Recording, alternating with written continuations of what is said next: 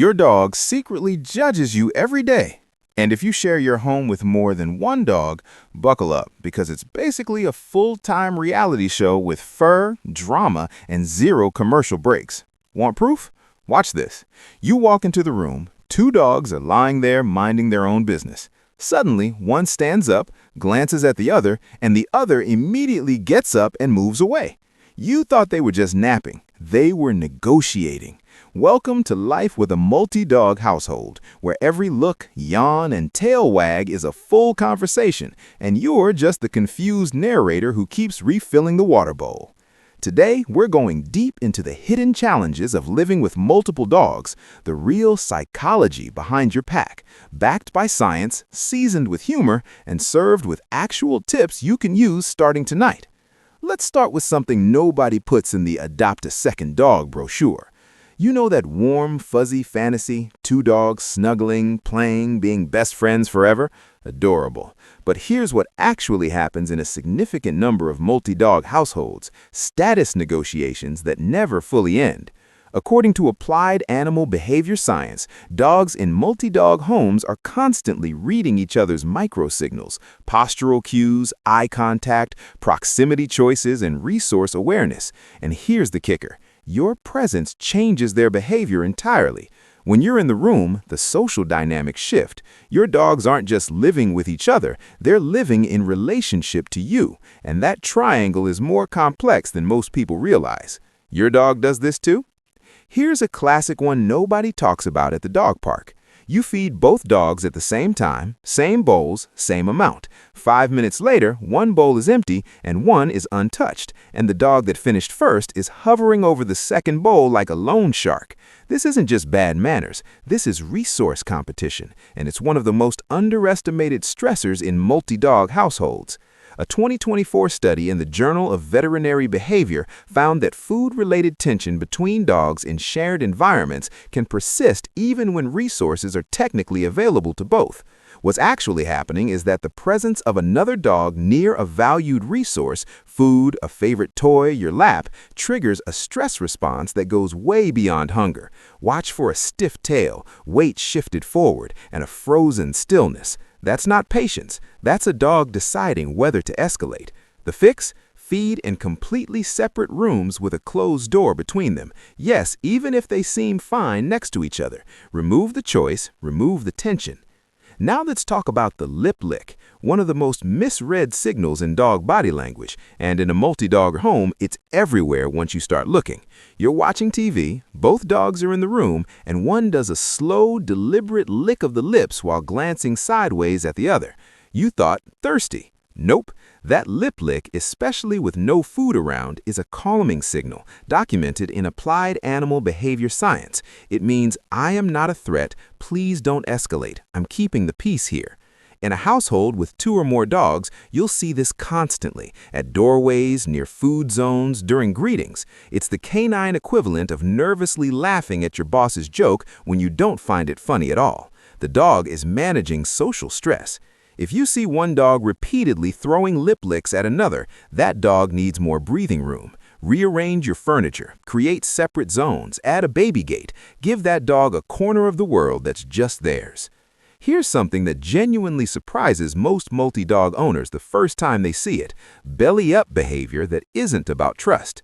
You know the role. Dog flops over, paws in the air, belly exposed, and you go, "Ah, so relaxed." But a 2025 paper in the Journal of Veterinary Behavior identified 2 very distinct belly-up presentations. One is a genuine play invitation, relaxed muscles, wiggly body, maybe a little paw wave. The other is a conflict avoidance posture, stiff body, limbs pulled in, eyes tracking the other dog intensely from a vulnerable position.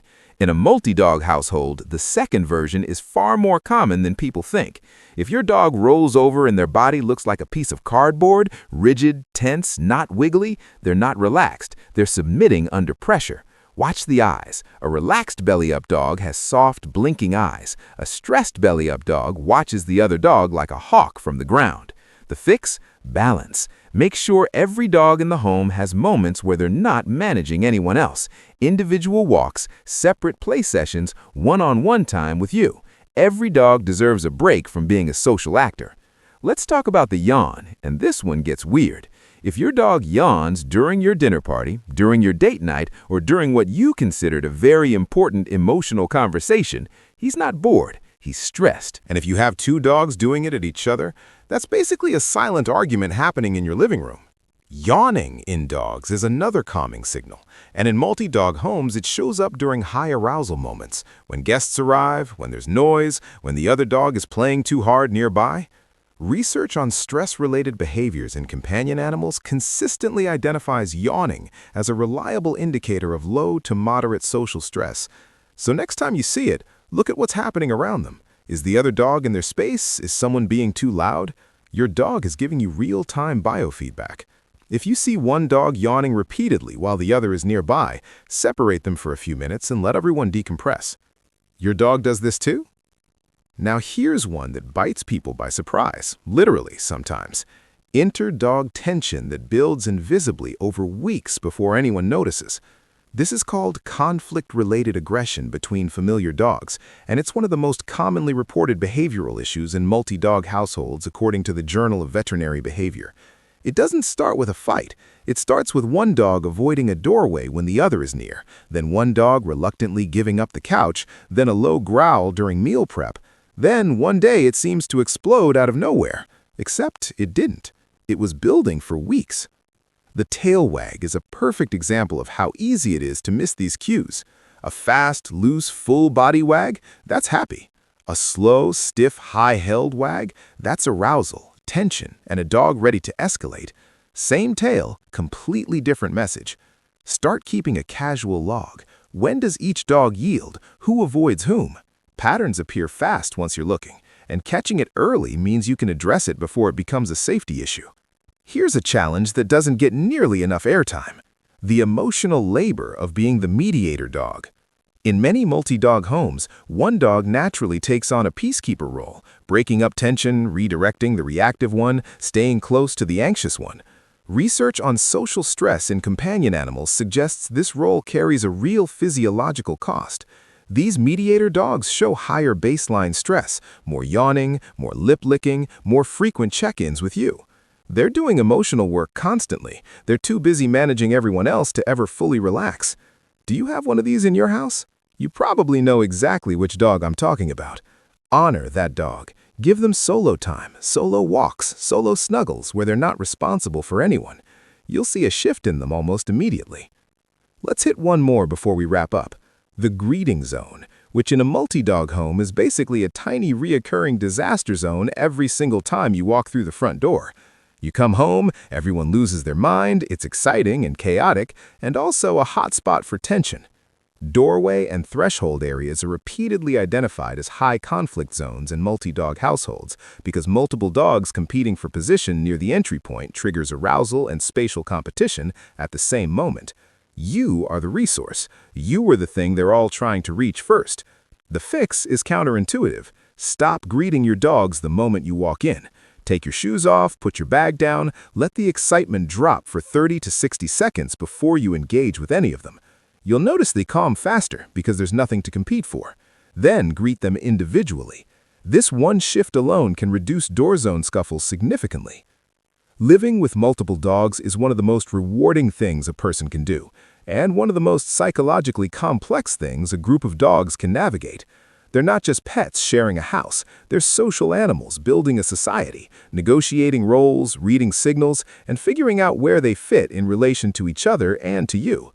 The more fluently you read the language they're already speaking, the better equipped you are to make that society work for everyone, including the lip-licking peacekeeper in the corner who just really needs an afternoon off. Quick disclosure, this video is for general educational purposes based on peer-reviewed behavioral research. Every dog is different, and if you're dealing with serious aggression in your multi-dog home, please consult a certified veterinary behaviorist. Now, follow these signals, watch your dogs a little differently starting today, and your whole pack will thank you for it. Drop your dog's weirdest habit in the comments, hit like if this opened your eyes, and subscribe for real dog science every week. See you in the next one.